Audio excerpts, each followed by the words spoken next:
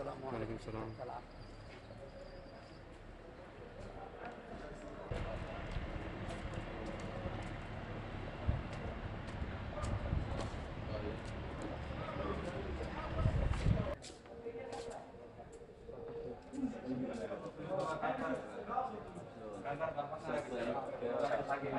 طيب كيف الحال؟ كيف الحال؟ شلونك؟ عساك طيب؟ كيف الحال؟ نعم طيبين طيبين. كيف الحال؟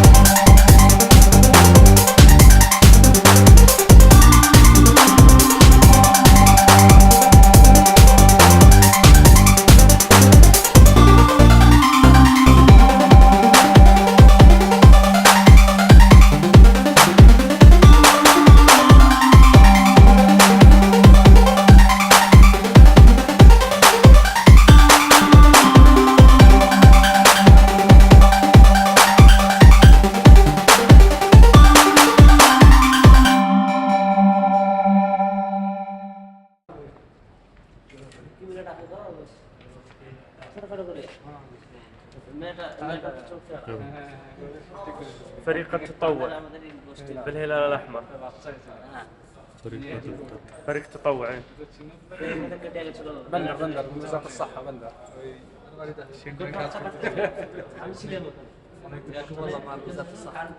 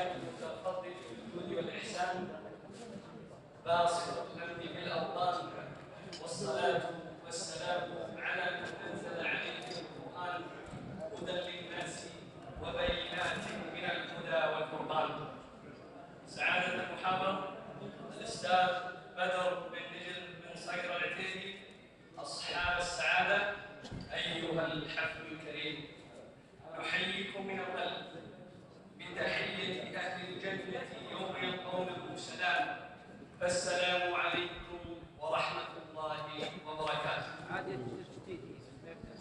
إنه لمن دواعي سرورنا في هذا النهار المبارك تشريفكم لنا حفلنا وتدشين فعاليات اليوم العالمي للدفاع المدني لعام 1439 تحت شعار المؤسسات التعليمية وثقافة السلامة.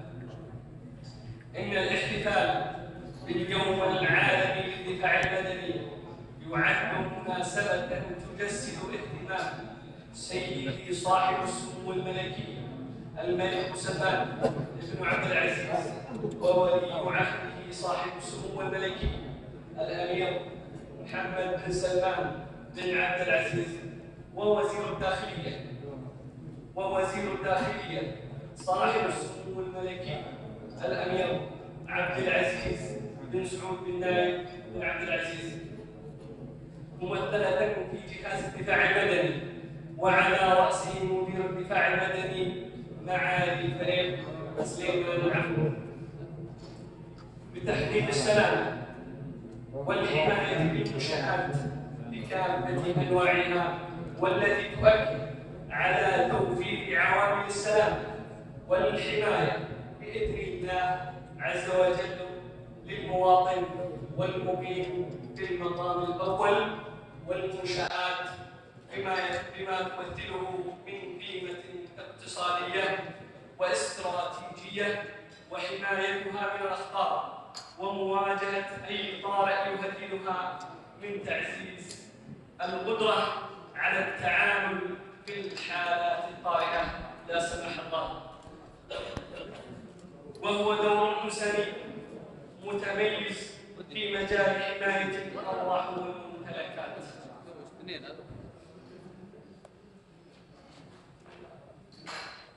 أيها الحفل الكريم، إن خير ما نستهل به حفلنا هذا آيات عطرة من الذكر الحكيم يرتلها على مسامعنا ميسر ناصر الويلي، فليتفضل مشكورا.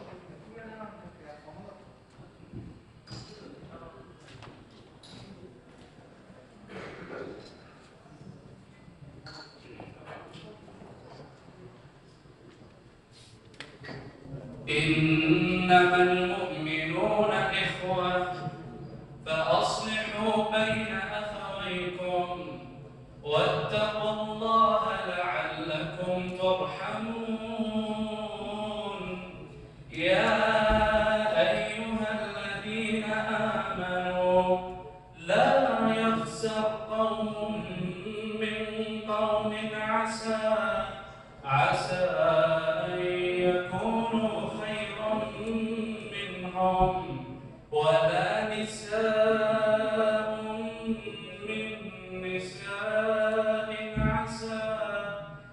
عسى أن يكن خيرا منهن ولا تلمزوا أنفسكم ولا تنابزوا بالألقاب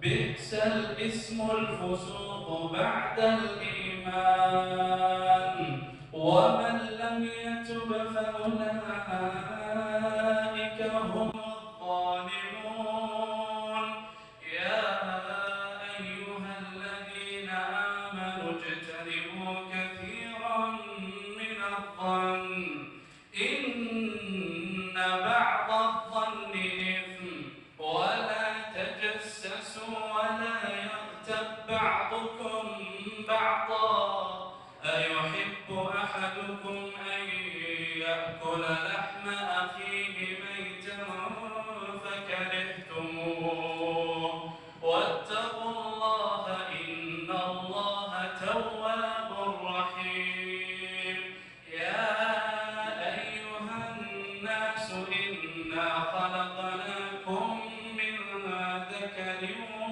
وأنثى وجعلناكم شعوبا وقبائل لتعارفوا إن أكرمكم عند الله أتقاكم إن الله عليم خبير.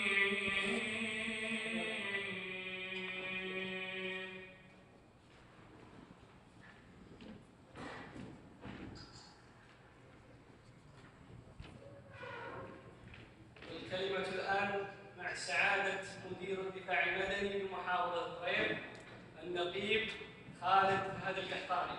ليتفضل.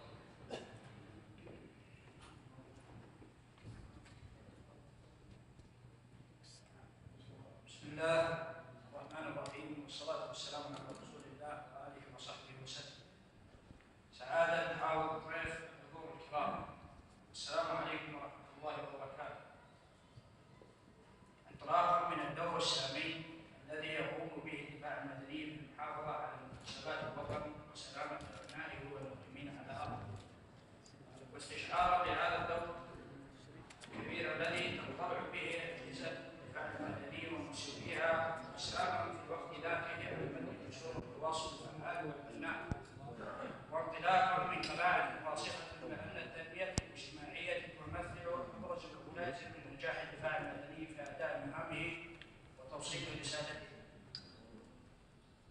يشرفني أيها السادة أصالة عن نفسي ونيابة عن زملائي في إدارة الدفاع المدني في طريف ومن هذا الصرح العلمي الكبير الترحيب بكم وبحضوركم ضيوفا الاعزاء في يومنا العالمي، والذي يوافق الاول من مارس من كل عام تحت شعار المؤسسات التعليميه وثقافه السلام، مشاركين واياكم باحتفال الدوله العالمي بهذا اليوم تقديرا لما تقوم به اجهزه الدفاع المدني من جهود عظيمه ومتواصله للحفاظ على امن وسلامه المجتمعات الإنسانية من أخطار الكوارث الطبيعية والبشرية وتقليل من الآثار المأساوية التي تنجم عنها.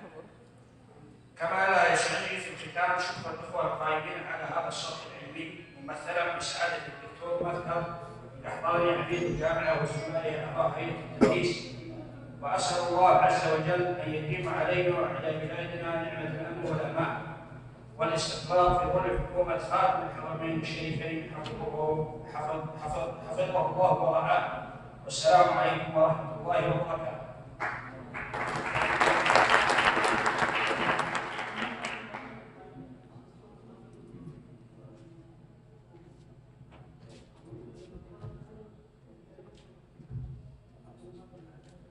أيها الحفل الكريم، يشاركنا أهالي المنطقة في كلمة يلقيها نيابة عنهم طلال الهيل العرسي. فليتفضل.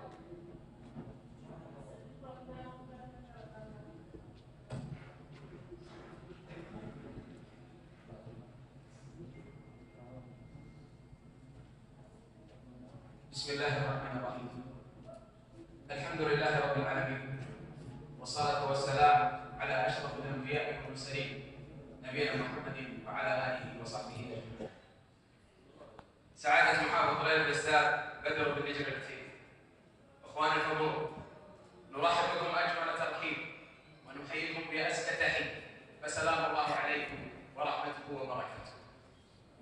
إخواني، إنه لشرف لي أن أقف أمامكم باسم أهالي محافظة الضيف، فأصالة عن نفسي ونيابة عن من كلفوني أن أقف أمامكم هذا اليوم، فلنا وقفة إشادة وعرفان ولفتة شكر وامتنان ومطلب قريب المنال بحول الله القوي المنان.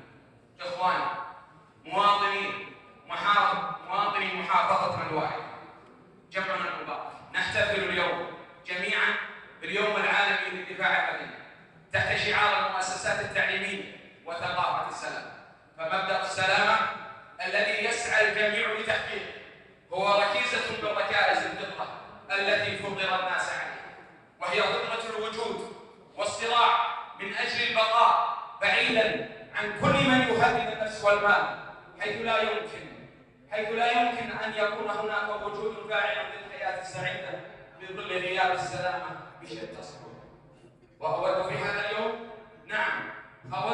اليوم أن أوجه تحية تقدير وامتنان لرجال الدفاع المدني على ما يقولونه من جهود مخلصة ومتميزة في توفير السلامة العامة وحماية الأرواح، حيث يعملون في ظروف صعبة تتطلب الشجاعة والإقدام والقدرة على التعامل بأقصى درجات الكفاءة والجاهزية لإنقاذ الأرواح وتقليل الخسائر من خلال سرعة الاستجابة والسيطرة على الموقف واتخاذ التدابير المناسبة. عبدنا الكريم، تحقيقا لمبدأ الشرع فلا بد من العمل على الإعداد وتحضير الجمعيات واللجان المدنية للوقاية من الكوارث وتشجيع تشكيل الفرق التطوعية وتدريبها على عمليات الإنقاذ لتكون رقيقا لفرق الدفاع المدني، وبخاصة في الكوارث التي تتطلب سرعة التدخل. كما أن تأهيل مؤسسات المجتمع المدني من شأنه زيادة مستوى الوعي وكيفية التصرف عند وقوع الكوارث والتعامل معها. وقد حاب الله هذه المحافظة بوجود العديد من الجمعيات المدنية المتعاونة، والتي تأتي في مقدمتها لجنة التنمية الاجتماعية بالضيف، والتي أهلت العديد من الفرق التطوعية وسخرت العديد من البرامج والمشاريع التوعوية في خدمة مؤسسات الدولة والأهالي بهذه المحافظة، حتى أصبحت رقما صعبا يشار لها في المنام وتعقد عليها الآمال. حفلنا الكريم، لا شك أن التعاون والتكاتف بين أبناء هذه المحافظة والمسؤول الأول بها، بل وبين جميع المسؤولين فيها، وتقوية الصلة بينهم مطلب مهم للنهوض بها إلى مصاف المحافظات المتطورة، ولا يتأتى ذلك إلا بإحساس الجميع بالمسؤولية تجاهه، واعتبار أن كل فرد معني بالقيام بدوره المناط به. حفلنا الكريم، اسمحوا لي، لا يخفى عليكم جميعا أن الصناعة أصبحت تحاصر حياة الأفراد من كل جانب، بل وتشكل أحد الأعمدة الأساسية في حياتنا. ومما حب الله هذه المحافظة بعدد من المشاريع التنموية والتطويرية، والتي أولتها حكومة خادم الحرمين الشريفين أكبر اهتمام ورعاية، مواكبة في ذلك مصاف المدن الصناعية، وبالرغم من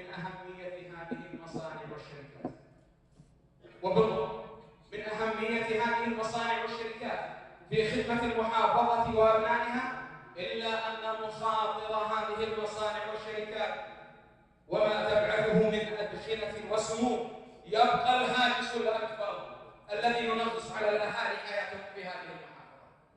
ومن هذا المنطلق أصبحت السلامة المطلب الأول والرئيس للأهالي لمكافحة ما يلوث سماء هذه محافظة واحدة، والذي لا بد وأن يكون للدفاع المدني وقفة جادة في هذا الملف، لا سيما وأن الأمر يتعلق بحياة الإنسان. إن التعاون مع أجهزة الدفاع المدني وتنفيذ تعليمات السلامة العامة والاستفادة من برامج التدقيق يدعم التوجه لتحضير جمعيات مدنية للوقاية من الكوارث، ويعتبر تجسيدا لشعار هذا العام، وهو أمر يستحق الإشادة والتقدير بجهود كل منتسبي الدفاع المدني، مع تمنيات لهم بالتوفيق والسداد في خدمة الوطن وسلامة المواطنين وتحقيق المزيد من النجاح بإذن الله تعالى. هذا والله أعلم، صلى الله وسلم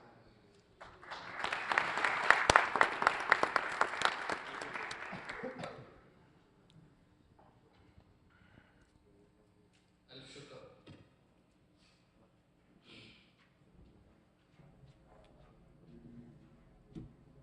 أيها الحفل الكريم، أيها السعادة، أما الآن مشهد مسرحي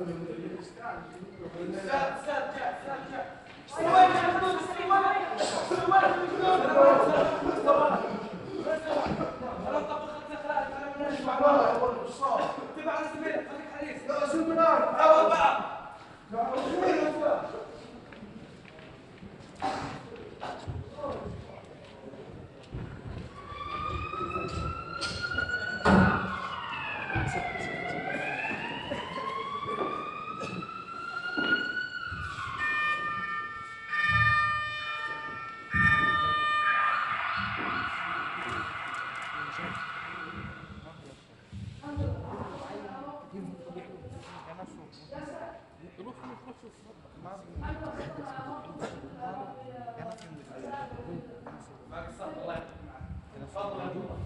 الحمد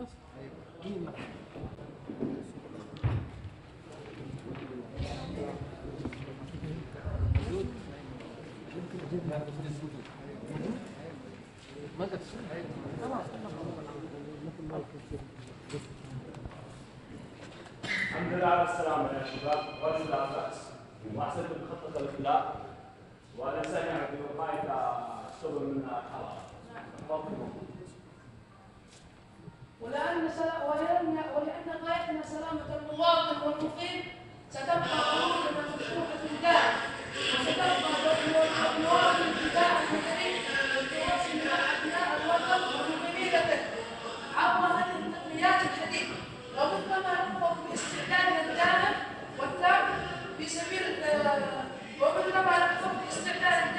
لتقديم المزيد من الشهادات في سبيل الحفاظ على ممتلكات هذه هذا وطننا المبارك ولسلامة أبنائي وسنبقى بمشيئة الله تعالى بخدمتكم وخدمة وطننا ونرغب باستخدام الكتاب والمبارزين بإذن الله تعالى، وسنقدمكم بأنفسنا أبواب ومن جدنا ونهديكم بأبواب ما استطعنا في سبيله. حفظكم الله ورعاكم ولا أقدم إن شاء الله.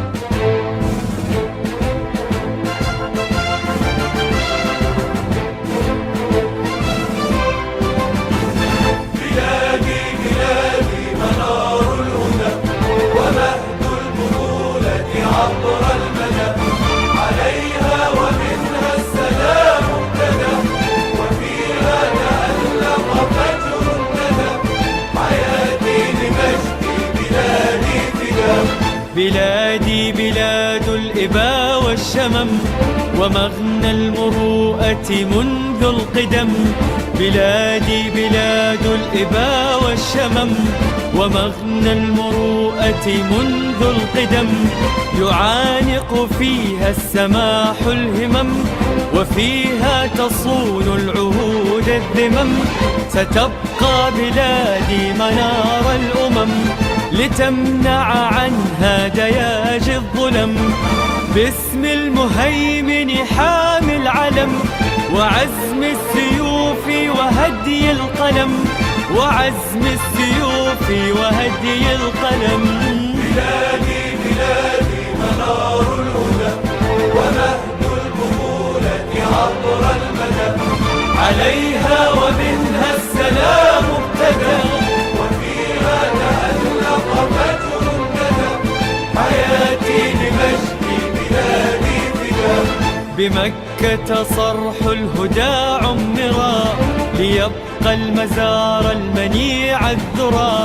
بمكة بمكة صرح الهدى عمرا ليبقى المزار المنيع الذرى أعز به الله أم القرى وطيبة حيث يضم الثرى رسول السلام لكل الورى يرى كل شيء بها أخضرا ونجد عرين أسود الشرى ستبقى لمجد العلا منبرا ستبقى لمجد العلا منبرا بلادي بلادي منار الهدى ومهد البطولة عبر المدى عليها ومنها السلام ابتدى وفيها تألق فجر الندى حياتي لمجد بلادي فدا يمينا بخالقنا الأوحد علينا ونحن رجال الغد يمينا بخالقنا الأوحد علينا ونحن رجال الغد عهود الحفاظ على السؤدد بصدق الرعاية للمهتدي وصدق الرماية للمعتدي يمينا بلاد الهدى نفتدي علاك ببذل سخي اليد وعمر يطول بمستشهدي وعمر يطول بمستشهدي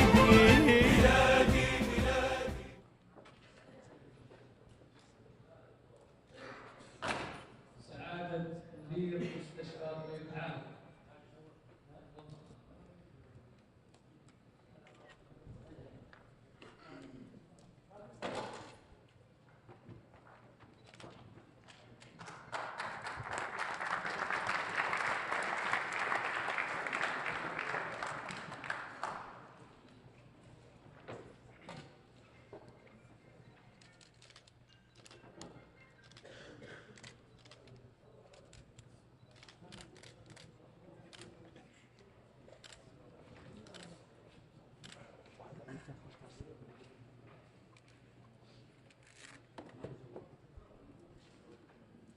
سعادة مدير مركز الهلال الأحمر بطريق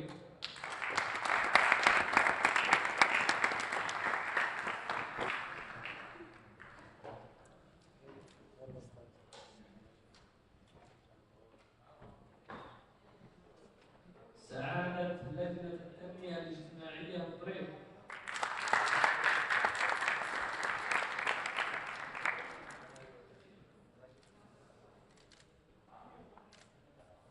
مدير مصنع اسمنت الجو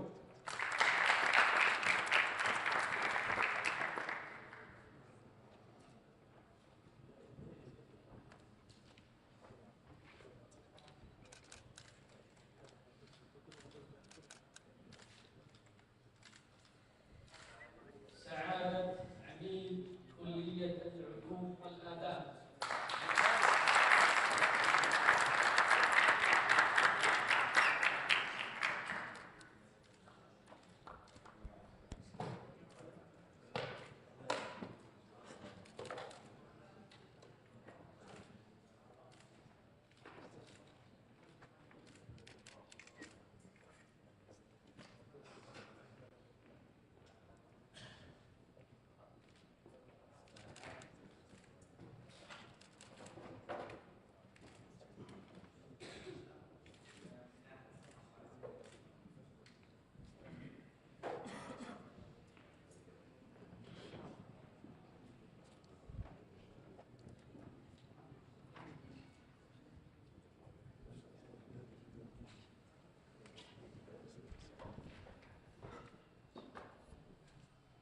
الآن سعادة محافظ طيب الأستاذ بدر بن نجد العتيبي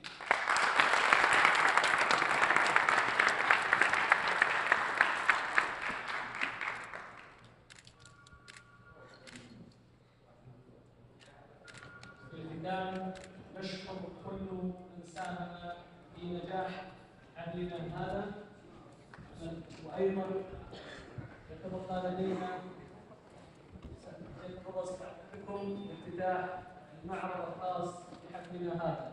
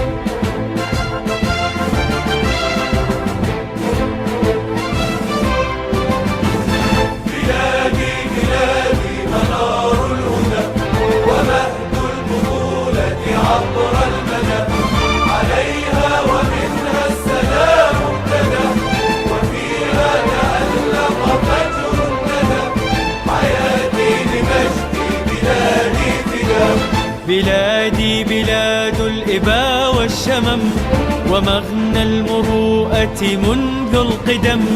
بلادي بلاد الإبا والشمم ومغنى المروءة منذ القدم.